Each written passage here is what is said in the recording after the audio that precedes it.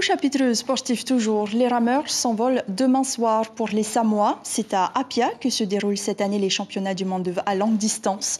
Parmi la délégation de 62 sportifs, Maroua et Algower et Gervais Oméran, figure montante du para polynésien, ils s'entraînent sérieusement depuis plusieurs semaines pour mettre toutes les chances de leur côté. Rencontre signée Sandro Ly et Jérôme Ly. Des mois et des mois de préparation pour obtenir de bons résultats lorsque le virus du Va'a a touché Maroua et Algower en 2018 pour participer au championnat du monde de vitesse à Tahiti. Les bonnes performances se sont enchaînées, champion Te-Aito 2021 et vice-champion Te-Aito 2022. Aujourd'hui, dernière ligne droite avant les championnats du monde marathon. Comme d'habitude, avec le club, avec les copains du club, on fait des longues sorties. Comme pour nous, cette année, ça sera du marathon, 12 km. Donc voilà, j'ai fait comme d'habitude avec les copains. Et quelles sont tes chances?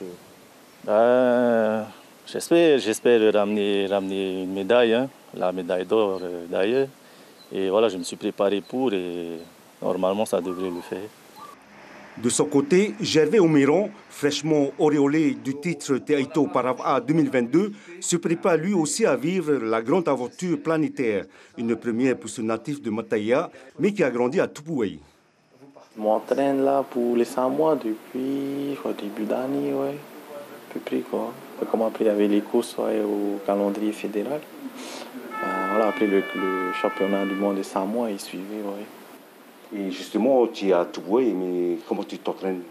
À Tupuai, on fait des sessions le matin, après le soir. Essayer d'adapter aussi en fonction du travail. Après, si j'ai le temps, des fois, j'essaie d'aller à midi ou d'aller le matin. Mais voilà, moins ramer 2 fois par jour, voilà, c'est essentiellement ça. Ouais. Ces championnats du monde sont très attendus par la Fédération polynésienne des sports adaptés handisport. En cas de victoire, les 2 Polynésiens pourraient frapper à la porte de la Fédération française de canoë-kayak pour les Jeux olympiques. On va regarder un petit peu les chances qu'ils ont là, parce qu'ils ont de très très bonnes chances. Et à partir de là, s'ils reviennent avec la médaille d'or et ce qu'on pense que l'un ou l'autre puisse faire, bien ils auront leur porte ouverte pour aller essayer de concourir au niveau de la France. Pour ces championnats du monde de Va'a, ces personnes à mobilité réduite font partie des 57 rameurs au départ. L'information en continu sur Polynésie la première, Internet et réseaux sociaux.